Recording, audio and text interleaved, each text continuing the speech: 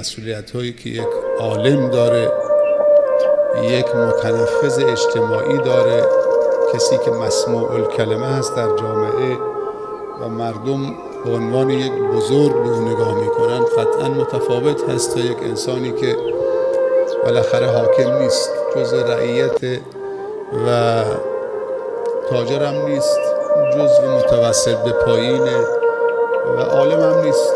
قطعا هر که بامش بیش برفش بیش، هر که امکاناتش بیش خدماتش هم باید بیشتر باشه. الذین ان مکناهم فی الارض. گفتیم چرا خداوند بلا فاصله بعد از این که میگه الذین ان مکناهم فی الارض، اونهایی که اونها رو متمکن ساختیم، بلا فاصله میگه اقاموا الصلاة؟ چون اینا اسباب غرورن، اسباب تکبر هستن. بالاخره اگه انسان متوجه خودش نباشه، وقتی که امکاناتش قوی میشه، توسعه پیدا میکنه، اگر چیز کنترل کننده اونو کنترل نکنه که شکر خداست، تواضع و فروتنی است، طغیانگر میشه، سرکش میشه. چه بسا کسانی انسانهای سالمی بودن وقتی به سلطه و منصب و جاه و پست و مقام و حکم رسیدن، دیگه همش رو پشت پا زدن. چه بسا کسانی بودن که وقتی مالشون متواضع بود، امکاناتشون متواضع بود، بندگان متواضع و سربزیر و سربراه و متعهد و پایبندی بودن، وقتی از نظر مالی قوی شدن، پشت به همه چیز کردن، لگد به همه چیز زدن. امکاناتشون سبب شد که اونها ظالم بشن، قلدر بشن تو جامعه. چرا؟ چون صفت عبودیت و بندگی رو فراموش کردن. اگه حاکمیت، خود تو بنده خدا هستی. بنده جایگاهش تواضعه. اگر تاجر و میلیاردر هستی، خود تو بنده خدا هستی. اون طرف قضیه نباید فراموش بکنی. یعنی هر مسلمونی که تاجر شد دیگه خودش خدا میشه. هم فقیرش هم تاجرش بنده خداست. وقتی ما این بندگی رو فراموش کردیم، جایگاه خودمون رو فراموش کردیم، خودخواه میشیم، متکبر میشیم، مغرور میشیم، ظلم میکنیم.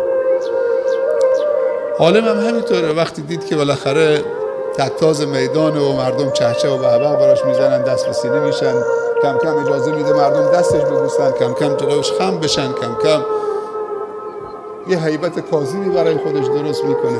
عالم وظیفش خدمت به خلق خداست، آگاهی دادن و بیداری جامعه است، آموزش جامعه هست، نه اینکه جاه طلب باشه عالم. چقدر امروز علمای جاه طلب داریم. تقدسگرایی در اسلام همیشه سبب استبداد دینی و مذهبی بوده و هست. یعنی اگر عالم هم متوجه خودش نباشه، یک دفعه میبینن که مردم باید همه خم بشن، دستش ببوسن. حالا چی میشه؟ وقتی 100 نفر 1000 نفر بوسیدن، اگه یه نفر خم نشد، دستش نبوسید، حالش به هم میخوره. این بی احترامی کرد، تو دلش یه چیزایی میاد، در صورتی که این یکی کار درست کرده. ما قرار شده مردم رو دعوت به خدا بکنیم، نه دعوت به خودمون. دعوت به سوی خدا و بندگی خدا و پرستش خدا، نه اینکه چه به جاه طلبی من. پس علم سبب تمکن میشه، مال سبب تمکن میشه، حکم و سلطه سبب تمکنه. خیلی باید مواظب باشیم. الذین ان مکناهم فی الارض اقاموا الصلاة. اونقدر فروتن میشن، نماز رو برپا میدارن. کسی که نماز رو برپا میداره، این مانع تکبر میشه، چون میگه الله اکبر، خدا بزرگتره، من بنده اینا چیزم. یا ایها الناس انتم الفقراء الی الله والله هو الغنی الحمید.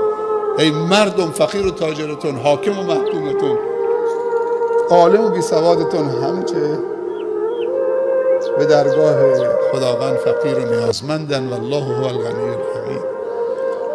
اینجاست که خداوند بلا فاصله نماز رو میگه اهل تمکن باید نماز رو برپا بدارن تا تواضع داشته باشن. خم میشه الله اکبر سبحان رب العظیم. دیشب مفصلا صحبت کردیم که در یک نماز 3 تواضع هست. میگم بلا فاصله بعد از اینکه خداوند متذکر میشه که ما اونها رو متمکن کردیم، ما اسباب تمکنشون رو فراهم کردیم، پس نباید فراموش بکنن که در مقابل ما تواضع داشته باشه. و کسی که در مقابل خدا تواضع داره در مقابل خلق خدا هم تواضع داره. نمیشه که تو نماز بخونید اما در مقابل خلق خدا تکبر بورزی، خودخواه باشی، اونها رو تحقیر بکنید، اونها رو همه خدم و حشم خودت به حساب بیاری. حتی کسانی پیش تو کار میکنن تو باید بگی اونا کارمندای من، برادران من هستن، کارمندان من هستن، همکاران من هستن، تو شرکت من، تو کارخانه من دارن کار میکنن، مال منو توسعه میدن، یه لقمه نانی هم هست سفره پهن همه دارن میخورن. ولی اگر این کارمندا همکارا نباشن مال منم توسعه پیدا نمیکنه. این نگاه باید داشته باشه. بهشون وقت نماز اجازه بدید که همراه از آن تعطیل بکنن، نماز بخونن. تو نماز تراویح بهشون اجازه بدید، تو نماز قیام بهشون اجازه بدید. بیش از توانشون کار ازشون نکشید. اگه کار ازشون کشیدید اضافه کار رو بهشون بدید. اصلا بعضا درصدی اونها رو شریک بکنید. تا کی باید کارگر تو باشه، کارمند تو باشه؟ اگر دیدی که شمه اقتصادی داره بهش سرمایه بده، شریکش کن، بذار 100 تاجر مثل خودت درست بشه. اگر یک عالمی از نگاه شما بعد از 10 سال این که عالم بزرگی شد، درس خوند، در محضر اساتید زانوی تتلمذ زد، عالم شد، آمد تو جامعه، تو این 10 سال یک دانش آموز هم تربیت نکرد، شما میگی این عالم خیانت میکنه؟ این عالمی که علم آموزی نکنه، عالمی که جامعه رو آگاه نکنه، کلاس نذاره، مردم رو روشن نکنه، این عالم چه کاره است؟ خب حالا اگر یه تاجری تاجر بشه ولی 100 تاجر مثل خودش درست نکنه، خب تعداد تجار مسلمان ها کم میشه و این به ضرر مسلمان است. هرچه آمار تاثیرگذاران و متمکنین در جامعه اسلامی کمرنگتر بشه، کمتر بشه، جامعه اسلامی کوچکتر میشه، ضعیفتر میشه. جامعه اسلامی که دنبال سیاهی لشکر نیست. الذین ان مکناهم فی الارض اقاموا الصلاة، نماز برپا می‌دارن، متواضع میشن. سبحان الله. ما کسانی داریم که دنیا اصلا بین 2 قدمشون بود. دیگه حضرت عمر نبود. 2 ابرقدرت جهان اون روز زیر 2 قدم عمر بود رضی الله عنه.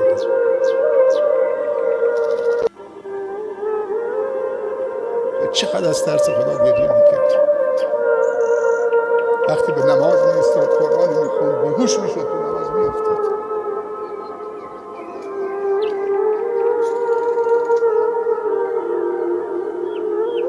خیلی از شخصیت‌های بزرگی بودن که اقتدارشون و قوتشون و تمکنشون تواضع اونها رو بیشتر کرد، بندگی اونها رو بیشتر کرد. عبدالرحمن بن عوف بگه یکی از سرمایه‌داران صحابه نبوده، سرمایه‌دار بوده، قافله 700 تا شتریس از شام می آمده، مال خودش تنها بوده، جز عشره مبشره به بهشت بوده، جز اون 10 نفری بوده که پیامبر اونها رو بشارت به بهشت داده. یک جا 700 تا شتر با تمامی حملش و آذوقه هایی که بار بود، مدینه و اطراف مدینه در قحطی بود، همه رو یک جا چه با افسار شترش همه رو چه وقف کرد، همه رو بخشید، در یک روز بیاد ماندنی بین فقرا و مساکین تقسیم کرد. گفت عبدالرحمن اجازه نمیده که این قافله 700 تا شتری مانع دویدن عبدالرحمن به سوی بهشت باشه. روز قیامت در دشت محشر عبدالرحمن نمیخواد لنگان بدوه به سوی بهشت. من اجازه نمیدم این قافله بیاد تو دل من وارد مدینه بشه و منو زمینگیر بکنه. هر 700 تا شتر در اون زمان با تمامی چیزهایی که بار بود بین فقرا در زمان قحطی بود میتونست احتکار بکنه. واقعا مردم نیازمند بودن، مثل امروزی که کشور فلج شده و مردم چه در گرانی واقع شدن و دچار مشکل شدن. حتی مردم خودشون هم به هم رحم نمی‌کنن. تاجر میبینه که مردم ضعیفن، میاد انبارشو پر میکنه، قفل میکنه، احتکار میکنه که با چند برابر سود بفروشه.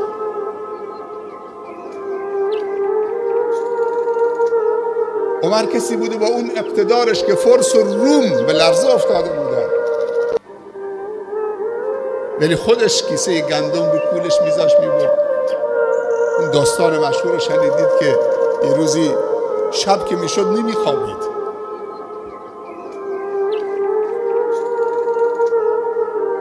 مسئولیت داره. تو کوچه های مدینه قدم میزد، نصف شب چه خبره، من مسئول اینام،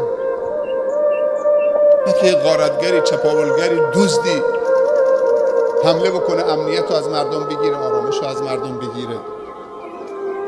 تا اینکه یکی از شبها دید که داخل مدینه مشکلی نبود، رفت خارج از مدینه، دید که یک چراغ روشنه، به طرف چراغ دوید. وقتی رفت که یک زنی با چند تا بچه خردسال نشستن، یه دیگی رو آتش گذاشته، بچه ها دارن گریه میکنن، مادرشون هم یه چوبی تو این ته دیگ داره میاره، حالا که سر سرکی کشید تو دیگ که غیر از 4 تکه سنگ و یک آب جوش که داره قلقل میکنه هیچ چیزی نیست. گفت داستان چیه؟ به اون مادر بچه ها گفت ما هرچی میکشیم از این عمر میکشیم، خلیفه ماست، بهش میگن امیرالمومنین، خلیفة المسلمین، بیخ گوش ماست، خودش سیر خوابیده، ما اینطوری داریم بچه ها از گرسنگی سنگ دارم میجوشونم که اینا سرگرم بشن و بالاخره همینجور خوابالود بشن و به خواب برن. عمر مثل که یه شوکی برش وارد بشه، سریع دوید رفت بیت المال و یک کیسه گندمی گرفت، یا آرد گرفت رو دوشش گذاشت، رو کول خودش گذاشت. یکی همراهش بود، گفت امیرالمومنین بذار تا من. شما این کیسه رو کولت میذاری؟ گفت دهن کرد. آیا روز قیامت شما گناه عمر رو به دوش میکشید؟ طرف ساکت شد. من مقصر بودم که اینا دارن گریه میکنن. برد اونجا اون آرده رو خمیر کرد، شانه گرفت و بالاخره نان پخت و اون زنه گفت حالا برادر خیلی ممنون بسه حالا. گفت نه، من میخوام همینطوری که گریهشون دیدم، حالا نمیفهمه که این امیرالمومنین عمره. اون زنه میخوام خنده هاشون هم ببینم بعد برم. بالاخره لقمه دهان بچه هم کرد و شاد شدن، بعد رفت.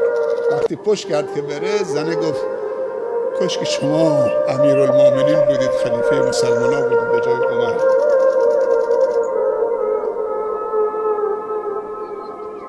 این خلافت زیبنده شماست نه عمر. مگر میتونه کسی دیگه غیر از عمر باشه؟ حالا اون نمیشناسدش.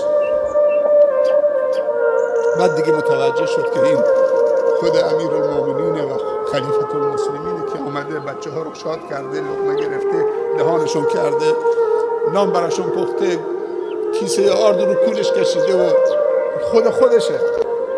خیلی معذرت خواهی کرد و اینه در اوج اقتدار بود که دشمنان اسلام از مسافت 1 ماه صداشو میشنیدن چه به لرزه میافتادن.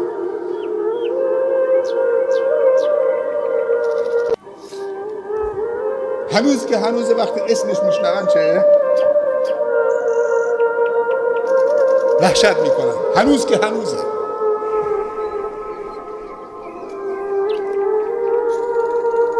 اینقدر تواضع و اینقدر فروتنی در مقابل عظمت و بزرگی خدا. الذین ان مکناهم فی الارض اقاموا الصلاة. یا صلاح الدین ایوبی وقتی که وارد قدس میشه، قدس اشغال بوده،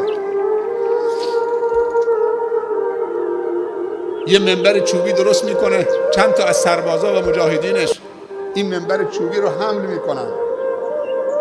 دیگه اولین خطبه باید تو قدس رو این منبر بکنن و نمیخوام هیچ خونی ریخته بشه بدون یک قطره خون. باید قدس تسلیم بشه. وقتی وارد قدس شد سبحان الله از اسبش پیاده شد، اون کلاه خودش بلند کرد، سر به سجده گذاشت، سجده شکر برای رب العزت و الجلال، و یک مشت خاک برداشت اینطوری تو مشتش گذاشت رو سرش که تو یک مشت خاک بیشتر نیستی. این فتح و پیروزی، این نصرت از جانب رب العالمین بوده. مغرور نباش که تو خداوند ادب و با خدا یادمون داده در قرآن. اگر نعمتی، توسعه‌ای، رشدی، ترقی، اقتداری در زندگی تو ایجاد شد، باید بگی هذا من فضل ربی، این از فضل رب منه. سجدهات بیشتر باشه، تواضعت بیشتر باشه،